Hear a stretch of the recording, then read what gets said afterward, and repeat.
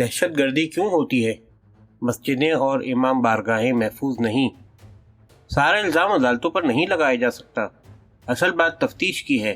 مجھے آپ یہ بتائیں کہ کتنے موقع پر پکڑے گئے ہیں؟ اگر کوئی شخص گواہی دے کہ فلاں شخص نے قتل کیا ہے، کوئی ایسا جج نہیں ہوگا جو اس کو سزا نہ دے۔ سب سے پہلی بات تفتیش کی ہے۔ تفتیش صحیح طریقے سے نہیں ہوتی۔ ہمارے ملک کی انٹیلیجنس ایجنسیاں کیا کام کر رہی ہیں؟ ان کا کام دہشت گردوں کو پکڑنا ہے۔ یہ ان کا نیٹ ورک ہے کہ معلوم کریں کہاں دہشت گردی ہو رہی ہے، کون دہشت گردی کرا رہا ہے، کس طرح ہوتی ہے، اس کا سدباب کیا ہے۔ اگر حکومت اور ایجنسیاں دہشت گردوں کا پتہ نہیں لگا سکتی تو پھر ایسی حکومت کو رہنے کا کوئی جواز نہیں۔ نواز شریف حکومت یہ تاثر دے رہی ہے کہ ان کی تمام تر ذمہ داری عدالتی نظام پر ہے۔ عدالتوں میں فیصلے تاخیر سے ہوتے ہیں، اس لیے دہشت گردوں کو اپنی منمانی کرنے کا موقع ملتا رہتا ہے۔ یہ کبھی نہیں دیکھیں گے کہ پولیس تفتیش صحیح کر رہی ہے یا نہیں۔ میں سیشن جج رہا ہوں، مجھے پتہ ہے کہ پولیس کس طرح تفتیش کرتی ہے۔ آپ کبھی پولیس اسٹیشن جا کر دیکھیں کہ وہاں کیا ہوتا ہے۔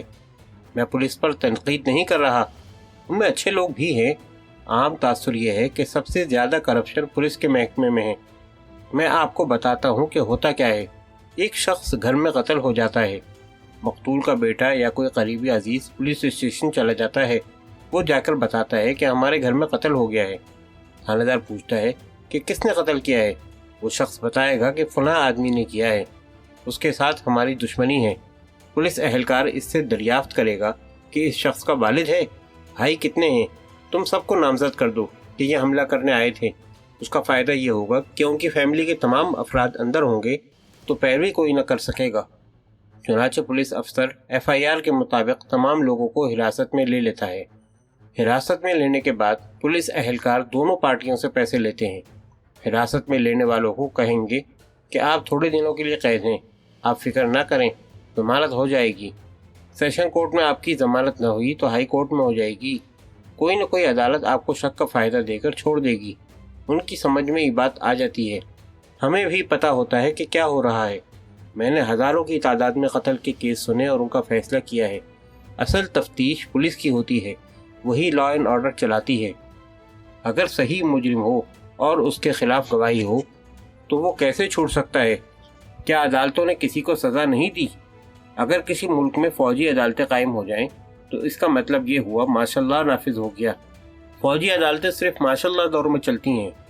ایک طرف آپ باہری مینڈیٹ کا دعویٰ کرتے ہیں، جمہوریت کی بات کرتے ہیں، اور دوسری طرف فوجی عدالتیں قائم کر رہے ہیں۔ آئین اور جمہوریت کی موجودگی میں آپ دوسرا نظام نہیں لا سکتے۔ وہی نظام رہ سکتا ہے جس میں ہائی اور سپریم کورٹس کا کنٹرول ہو۔ حکومت نے انسدادی دہشت گردی کی جو عدالتیں بنائیں ان میں سارا جھگڑا ججوں کی تقرریوں پر ہوا ہے۔ یہ مسلم لیگ کے لوگ رکھنا چاہتے ہیں، پیپلز پارٹی والے اپنے ہم خیال ججز رکھنا چاہتے تھے۔ ان ججز کو آپ جیسا کہیں گے وہ ویسا ہی کریں گے۔ آپ کسی ریٹائرڈ جج کو 3 سال کے لیے رکھتے ہیں یا کسی ایڈوکیٹ کو لاتے ہیں تو وہ آپ کی مرضی کے مطابق فیصلے کرے گا۔ میں نے بھی ججز کے خلاف کچھ ریمارکس پاس کیے تھے۔ حاکم علی عباسی نے ایک شخص کو پھانسی کی سزا دے دی تھی۔ اسے کچھ پتہ نہیں تھا کہ پھانسی کی سزا کیوں دے رہا ہے۔ ظاہر ہے یہ سیاسی تقرر تھا کہ ایسے لوگوں کو جج بنا دیا جاتا ہے جن کو قانون کا علم نہیں ہوتا۔ ججوں کا تقرر میرٹ پر ہونا چاہیے، نہ کہ حکومت ان کا تقرر کرے۔ ہر حکومت اپنی پسند کے جج رکھنا چاہتی ہے۔ وزیر اعظم نواز شریف نے ٹی وی پر اپنے خطاب کے دوران اعلان کیا کہ فلاں افراد حکیم محمد سعید کے قتل میں ملوث ہیں۔ بعد میں پتہ چلا کہ وہ لوگ ملوث نہیں تھے، انہیں غلط پکڑا گیا ہے۔ پولیس والے مار مار کے اگلوا لیتے ہیں، چاہے کسی نے جرم کیا ہی نہ ہو۔ یہ ہمارا سب سے بڑا ثبوت ہے جو یہ ظاہر کرتا ہے ہمارے درمیان کسی قسم کی ملی بھگت نہیں تھی۔ ہم صدر کے خلاف تھے نہ بے نظیر بھٹو کے۔ اگر صدر سے ملے ہوتے یہ ہمارے لیے بہترین موقع تھا، کیونکہ وزیر اعظم بے نظیر کی حکومت ختم ہو چکی تھی۔ بے نظیر بھٹو بیچاری کہہ رہی تھی کہ مجھے پرائیویٹ کیمسٹری میں آنے دیں۔ ہم نے اسے یہ موقع فراہم کیا۔ ہم نے کہا آپ آئیں، ہم سنیں گے۔ نگران حکومت کا موقف بھی یہی تھا کہ ججوں کی تعیناتی میں وزیر اعظم کا مشورہ لازمی ہے۔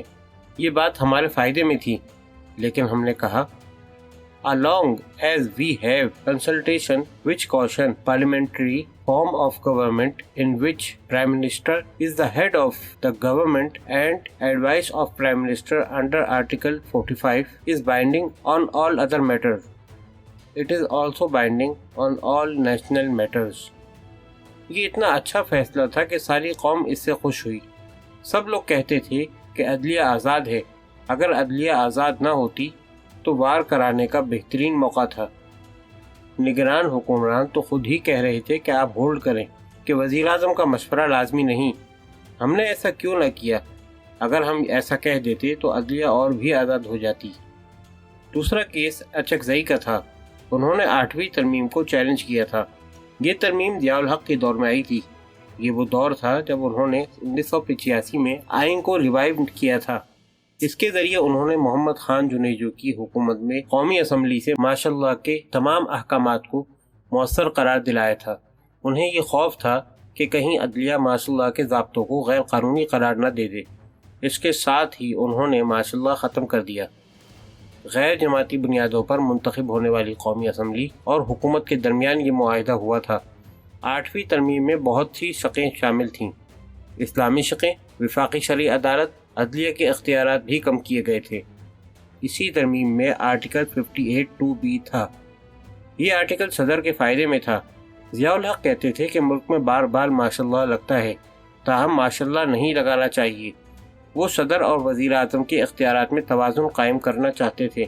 ان کے خیال میں صدر کو اتنا طاقتور ضرور ہونا چاہیے کہ وہ وزیر اعظم پر کڑی نظر رکھ سکے. اگر وزیر اعظم کوئی غلط کام کرتے یا آئین کی خلاف ورزی کرتے تو صدر اس صورتحال میں کچھ کر سکے.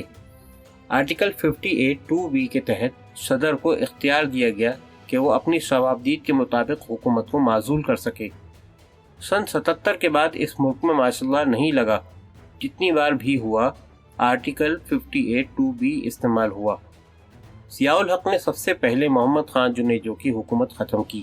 پھر غلام اسحاق خان نے بے نظیر حکومت کو معزول کیا. بعد ازاں یہی سلوک نواز شریف کی حکومت کے ساتھ کیا گیا. چوتھی بار اسی آرٹیکل کو بروئے کار لاتے ہوئے سردار فاروق احمد لغاری نے بے نظیر حکومت کو ختم کیا. نواز شریف دوبارہ اقتدار میں آئے تو ان کے پاس اسمبلی میں 2/3 اکثریت تھی. انہوں نے چوٹی میں جا کر فاروق احمد لغاری سے بات چیت کی. ملتان میں چیف آف آرمی اسٹاف سے اس مسئلے پر گفتگو کی. نواز شریف نے جلدی خواہ کسی کو معلوم ہوا یا نہ ہوا اس آرٹیکل 58(2)(b) کو ختم کرایا. صدر کو چیف آف آرمی اسٹاف کے تقرر کا جو اختیار حاصل تھا وہ وزیر اعظم نے لے لیا. اب آئین کے مطابق پوزیشن عجیب سی ہو گئی. اب وزیر اعظم بہت زیادہ طاقتور ہو گئے ہیں. اب ان پر کسی کا کنٹرول نہیں.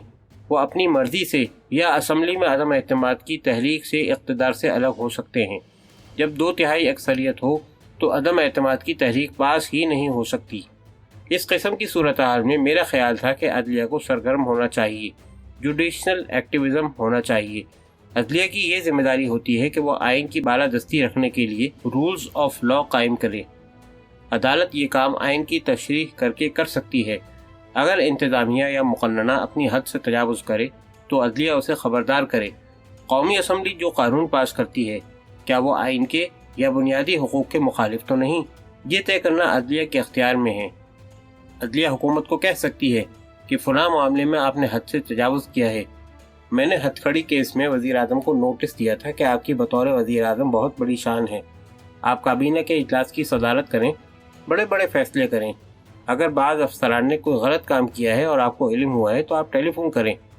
ان افسران کی مجاز اتھارٹی ان کے خلاف ایکشن لے سکتی ہے.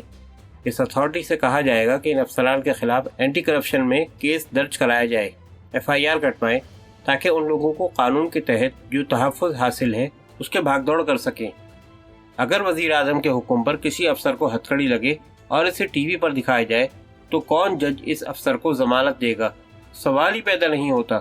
میں نے انہیں کہا یہ ظلم ہے، یہ معاملہ آپ کے اختیار میں نہیں آتا. اگر اس بات پر وزیر اعظم ناراض ہو جائے اور عدلیہ کے ساتھ محاذ آرائی شروع ہو جائے تو پھر قانون کی حکمرانی قائم نہیں ہو سکتی. جب قانون کی حکمرانی نہیں ہوتی تو پھر وہی کچھ ہوگا جو ہو رہا ہے. لوگ آخر کیوں اتنے متنفر، بیزار اور بے چین ہیں؟ نظام صحیح کام نہیں کر رہا. اقتصادی بحران ملک میں موجود ہے. اس صورتحال کے بارے میں اخبارات میں خبریں بھری پڑی ہیں. انڈیا کے ساتھ حکومت کے تعلقات ٹھیک نہیں ہو رہے۔ واجپئی نے عہد دیا ہے کہ اگر پاکستان نے کشمیری مجاہدین کی مدد بند نہ کی تو پاک بھارت بس سروس بند ہو جائے گی۔ اس کا مطلب یہ ہے کہ حالات جنگ کی طرف جا رہے ہیں، لیکن نہیں چاہتے کہ جنگ ہو۔ دوسری طرف نواز شریف نے بھی کہا ہے کہ ہمارے پاس جو ایٹمی صلاحیت ہے، ہم نے کسی کے ساتھ اپنی اس صلاحیت کو استعمال نہ کرنے کا وعدہ نہیں کیا۔ اس کا مطلب یہ ہے کہ ہم جنگ میں یہ استعمال کر سکتے ہیں۔ اگر جنگ میں ایٹمی ہتھیار استعمال ہوئے تو دونوں ملک تباہ ہوں گے۔ اگر پاکستان بھارت کو مارے اور بھارت پاکستان کو مارے تو درمیان میں عوام ہی مریں گے۔ یہ کوئی عقل مندی کی بات نہیں، فائدے کے بجائے نقصان ہوگا۔ یہ بھی صحیح ہے کہ کشمیر پر کوئی بات ہی نہیں ہوئی، نہ وہ مانتے ہیں اور نہ ہی یہ درمیان میں کسی بڑی طاقت کو ثالث بننے کی درخواست کرتے ہیں۔ جب تک تیسرا ملک ثالث نہیں بنتا، کشمیر کے مسئلے پر پیش رفت نہیں ہو سکتی۔ بھارت کہتا ہے کہ کشمیر اس کا اٹوٹ انگ ہے، اس بارے میں پاکستان بات ہی نہ کرے۔ اگر بھارت بات نہیں کرنا اور سننا چاہتا تو پھر تو بات ہی ختم ہو گئی۔ اگر بھارت تجارتی تعلقات کی بات کرتا ہے تو اس کا کیا جواز ہے؟